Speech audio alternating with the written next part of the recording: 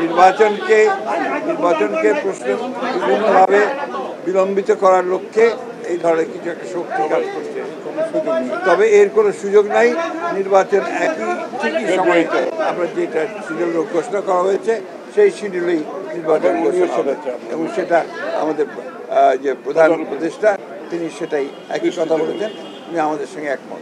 উনি আমাদেরকে ডেকেছিলেন নির্বাচনের ব্যাপারে রিঅ্যাসিওর করতে, যে নির্বাচন সঠিক সময়ে হবে এ ব্যাপারে কোনো রকমের দ্বিধা দ্বন্দ্ব থাকা উচিত নয়।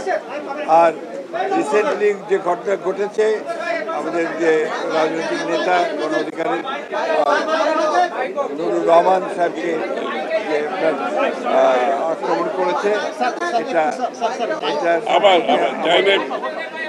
আমাদের মতামত আমরা খুব পরিষ্কার করেছি এবং এটা আমরা বলেছি যে এটা অত্যন্ত গভীরত কাজ হয়েছে এবং এটা খুব উদ্বেগজনক। বর্তমান রাজনৈতিক পরিস্থিতিতে আমরা মনে করি যে এটাকে খুব ভালোভাবে গভীরভাবে যে তদন্ত হওয়া দরকার, তারা বিচার বিভাগে তদন্ত কমিটি করেছেন এবং আমাদের আশঙ্কা যে নির্বাচনকে প্রশ্ন বিভিন্নভাবে বিলম্বিত করার লক্ষ্যে এই ধরনের কিছু একটা শক্তি কাজ করছে। তবে এর কোনো সুযোগ নাই।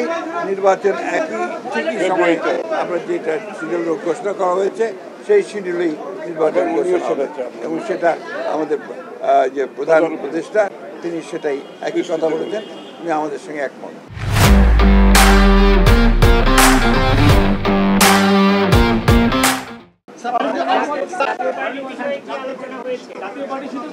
না না, কোনো আলোচনা নেই।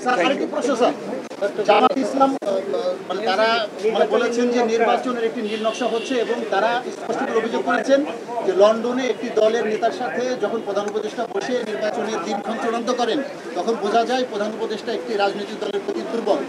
এই অবস্থায় সুষ্ঠু নির্বাচন হওয়ার তারা শঙ্কা প্রকাশ করেছেন। আপনারা কি বলবেন স্যার? এটা একেবারেই অমূলক। এই জন্যে